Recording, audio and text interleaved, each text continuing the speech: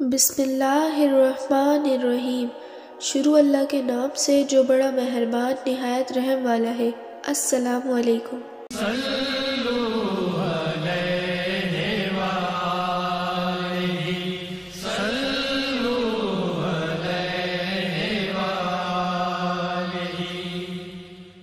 اسماء بنت ابی بکر کہتی ہیں کہ میں رسول اللہ صلی اللہ علیہ وسلم کی زوجہ محترمہ عائشہ رضی اللہ تعالیٰ عنہ کے پاس ایسے وقت آئی جبکہ سورج کو گہن لگ رہا تھا اور لوگ کھڑے ہو کر نماز پڑھ رہے تھے۔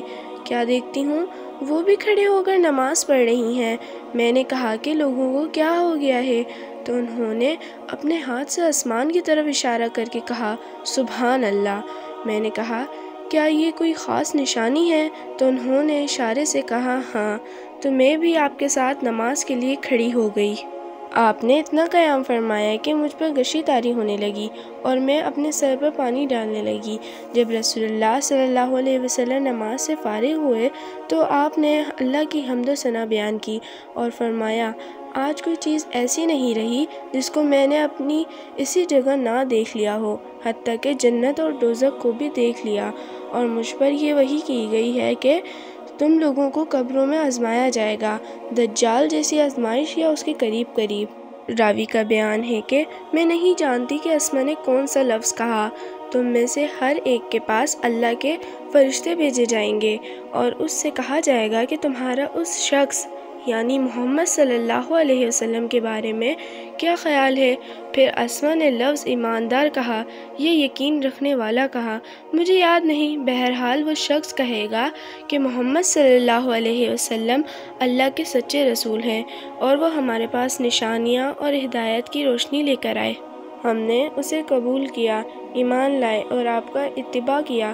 پھر اس سے کہہ دیا جائے گا کہ تو سو جا، درحالیہ وہ مرد سوالا ہے اور ہم جانتے تھے کہ تو مومن ہے۔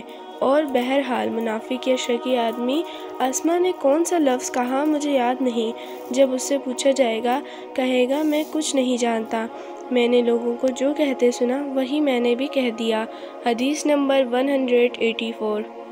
ایک آدمی نے عبداللہ بن زید رضی اللہ تعالیٰ عنہ جو عمر بن یحییٰ کے دادا ہیں سے پوچھا کیا آپ مجھے دکھا سکتے ہیں کہ رسول اللہ صلی اللہ علیہ وسلم نے کس طرح وضو کیا ہے؟ عبداللہ بن زید رضی اللہ تعالیٰ عنہ نے کہا کہ ہاں۔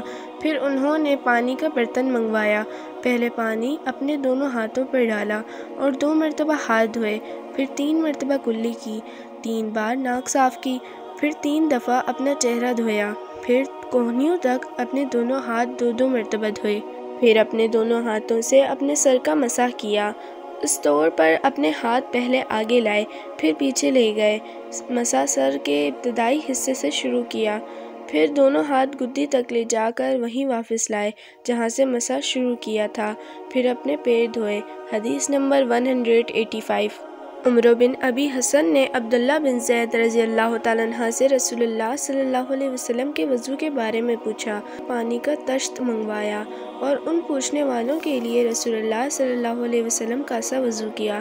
پہلے طشت سے اپنے ہاتھوں پر پانی گرایا، پھر 3 بار ہاتھ دھوئے، پھر اپنا ہاتھ طشت میں ڈالا اور پانی لیا، پھر کلی کی، ناک میں پانی ڈالا، ناک صاف کی 3 چلوؤں سے، پھر اپنا ہاتھ طشت میں ڈالا اور 3 مرتبہ منہ دھویا، پھر اپنے دونوں ہاتھ کہنیوں تک 2 بار دھوئے، پھر اپنا ہاتھ طشت میں ڈالا اور سر کا مسح کیا، پہلے آگے لائے پھر پیچھے لے گئے 1 بار، پھر ٹخنوں تک اپنے دونوں پاؤں دھوئے۔ حدیث نمبر 186۔ ابو حذیفہ رضی اللہ تعالیٰ عنہ کہتے تھے کہ ایک دن رسول اللہ صلی اللہ علیہ وسلم ہمارے پاس دوپہر کے وقت تشریف لائے تو آپ کے لیے وضو کا پانی حاضر کیا گیا جس سے آپ نے وضو فرمایا۔ لوگ آپ کے وضو کا بچا ہوا پانی لے کر اسے اپنے بدن پر پھیرنے لگے۔ آپ صلی اللہ علیہ وسلم نے ظہر کی 2 رکعتیں ادا کیں اور عصر کی بھی 2 رکعتیں، اور آپ کے سامنے آڑ کے لیے ایک نیزہ تھا۔ حدیث نمبر 187۔ ابو موسیٰ اشعری رضی اللہ تعالیٰ عنہ کہتے ہیں کہ نبی اکرم صلی اللہ علیہ وسلم نے ایک پیالہ منگوایا جس میں پانی تھا، اس سے آپ صلی اللہ علیہ وسلم نے اپنے ہاتھ دھوئے اور اسی پیالے میں منہ دھویا اور اس میں کلی فرمائی، پھر فرمایا تو تم لوگ اس کو پی لو، اور اپنے چہروں اور اپنے سینوں پر ڈال لو۔ حدیث نمبر 188۔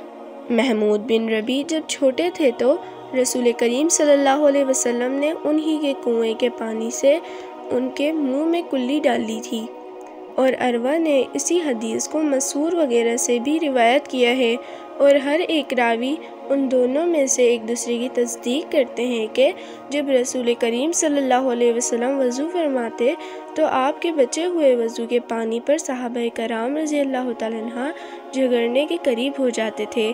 حدیث نمبر 189۔